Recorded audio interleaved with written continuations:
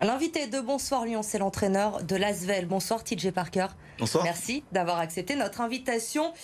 Votre équipe qui impressionne, on peut le dire, en Euroleague depuis le début de la saison. 6 victoires pour 2 défaites seulement. Vous êtes dans le top 6. C'est un début parfait, TJ Parker. On peut le dire parfait. C'est vrai que c'est une compétition très prestigieuse et c'est vraiment dur de bien commencer. Mais là, on l'a fait et puis ça donne qu'une envie, c'est de continuer. Cette compétition, on l'a dit plusieurs fois quand vous êtes venu nous voir, vous êtes encore jeune, l'Asvel sur la scène européenne.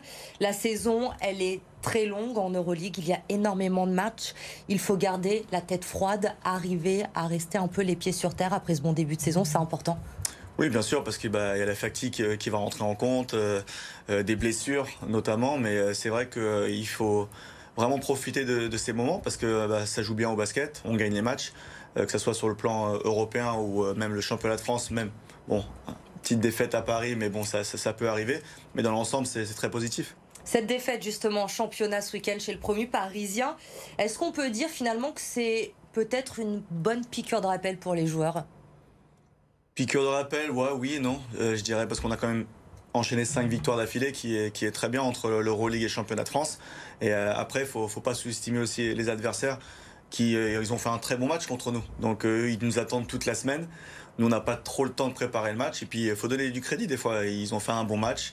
Mais c'est vrai qu'il faut qu'on soit prêt contre toutes ces équipes de Betclic Elite. J'imagine que depuis ce week-end, vous l'avez revu, ce match face à Paris. Comment vous l'expliquez avec le recul, cette défaite? On a fait beaucoup d'erreurs. On a fait vidéo d'ailleurs aujourd'hui sur tout ce qui est défensif. L'attaque, c'est pas le plus gros problème. C'est vraiment d'entrer dans notre match défensivement et de ne pas donner une chance à l'adversaire de les mettre en confiance. Et c'est ce qu'on a fait à Paris. C'était un événement un peu spécial, Paris, salle pleine. Et c'était beau à voir pour Paris, mais il faut pas qu'on rentre faut qu'on reste concentré sur nous et qu'on rentre dans les matchs comme on le veut nous. Alors ce match à Paris, il y a eu la défaite, il y a eu une très mauvaise blessure également pour le groupe. C'est la blessure de David Lighty qui s'est fracturé le 4e métatarse de la main. Votre vice-capitaine ne sera pas de retour avant le mois de janvier si tout va bien. Il rejoint Morgan Ediot à l'infirmerie. C'est un énorme coup dur, j'imagine, pour vous. C'est un coup dur parce que David, déjà, le dernier match contre Kazan en Euroleague, on a vu qu'il commençait à reprendre du rythme. Parce que c'est plus un jeune joueur, hein, David. Ça a pris du temps. Il était parti par rapport à son père aux États-Unis. Et il était bien contre Kazan. Et là, vraiment, il se blesse contre Paris. Ça fait vraiment mal. Après, on a un effectif de 14 pour ça. Il y a d'autres joueurs derrière. On a commencé sans lui et Antoine début de saison. On a gagné 6 matchs. Il va falloir retrouver d'autres joueurs et qui se mettent aussi au niveau pour qu'on puisse continuer cette belle série. Se mettre au niveau parce qu'il y a l'enchaînement des matchs quasiment tous les 3 jours entre l'Euroleague, le championnat, ces blessures dès le début de la saison. Est-ce que ça vous inquiète un petit peu justement quand vous connaissez le calendrier qui vous attend jusqu'à la fin de la saison? Surtout le calendrier qui arrive. On a 4 matchs, je crois, en 7 jours là. Donc ça va être difficile. Mais bon, et on a un effectif pour ça et on va jouer match après match. On va pas regarder trop vers l'avant. Mais faut continuer sur cette bonne lancée. C'est ce que vous me disiez en début de saison quand vous étiez venu sur ce plateau, que la force de ce club, de l'Asvel cette saison, ce serait le collectif après les départs de joueurs importants que vous aviez pu avoir grâce à la crise sanitaire. Je pense à Thomas Hurtel, à Gershenia Bouzélé, à Mustapha Fall. C'est vraiment la clé du succès, sur ça que vous voulez construire cette saison, sur un collectif. Évidemment, il y a des joueurs qui ont un peu plus d'expérience que d'autres, mais c'est vraiment le collectif qu'il faut mettre en avant. Bien sûr, je l'ai dit depuis le début, vraiment important. Et puis ça peut être David maintenant, mais ça peut être un autre joueur aussi comme Chris Jones ou Eli Okobo, ou peu importe qui n'est pas là, il faut vraiment qu'on soit ensemble. Comment vous avez préparé du coup avec cette nouvelle blessure le match d'Euroleague de jeudi? Vous allez vous déplacer à Belgrade, c'est encore un gros rendez-vous. Belgrade qui est beaucoup moins bien classé que vous, mais justement pour rester dans ce haut du tableau, il faut y aller faire un coup encore là-bas. Ça veut rien dire parce que gagner à Belgrade c'est dur. Dans la salle du Pionnier c'est vraiment un public incroyable et eux vont tout donner aussi pour gagner. Donc on va y aller en mission, hein, comme on va en déplacement, comme on a été à Berlin, Panathinaikos, même Milan. Nos 3 déplacements ont été plutôt bien et les joueurs sont motivés. Donc voilà, on y va pour gagner. Pas d'inquiétude sur ce déplacement à Belgrade. Un mot ce soir avec vous sur le phénomène Victor Wembanyama, également 17 ans seulement, je le rappelle. Il est annoncé comme le choix numéro 1 de la draft en 2023. Vous l'avez lancé en Euroleague le mois dernier. Comment on gère ça quand on a un jeune joueur comme ça, que tout le monde regarde, qu'on annonce comme le futur grand ?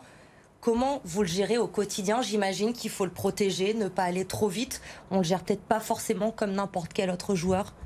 Bah, surtout, vu sa taille et son gabarit, 2,19 m, c'est ça? On en voit rarement des joueurs comme Victor. Donc c'est vrai que c'est un vrai temps d'adaptation. Cette première année, il faut qu'il se développe, que ce soit physiquement ou même du plan de travail individuel. Et après qu'il se fonde aussi dans le collectif pour être prêt pour l'année prochaine, pour faire cette année, pour après qu'il atteigne ses objectifs, bien sûr, de la draft. Mais d'abord, il faut qu'il se développe. Ses premiers pas en Euroleague sur ce mois d'octobre, vous en avez pensé quoi? Il n'était pas là au début, 3 semaines d'absence, donc après il est revenu, on n'a pas eu vraiment le temps de s'entraîner, mais il revient de petit à petit, donc on verra à la suite. On l'a bien lancé aussi contre Paris, dernier match. Bon, après ça reste un jeune joueur, il va falloir vivre avec un peu, quelques balles perdues par là, un spacing qui est peut-être pas très bon, mais bon, il faut qu'on développe nos jeunes et puis il faut qu'on le fasse. Comment ça se passe dans le groupe quand on a un jeune joueur comme ça qui a 17 ans seulement? D'autres joueurs plus expérimentés, je pense à votre capitaine Charles Cahudi, j'imagine qu'il y a une relation aussi un peu de grand frère. Il demande beaucoup de conseils au quotidien. Victor, comment ça se passe?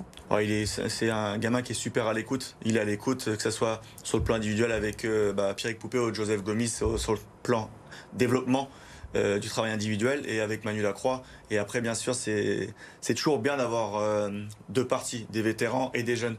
Donc il y a Charles, mais il y a aussi James Gis, il y a aussi David Lighty, et ils sont que là pour aider ces jeunes et vraiment les pousser à l'entraînement. Et c'est ce qui fait que ça marche, ce collectif. On revient toujours à cela, évidemment, avec l'Asvel, ce collectif qui est important. Au début de la saison, quand on s'est parlé, TJ, on parlait des objectifs, évidemment, de l'Asvel. On sait que vous voulez tout gagner. En ce qui concerne l'Euroleague, vous m'aviez répondu qu'il fallait attendre encore un peu, que la saison, elle était longue, qu'il fallait pas aller forcément trop vite. Là, ok, il y a eu 8 matchs de jouer, on l'a dit, mais déjà 6 victoires, 2 défaites seulement.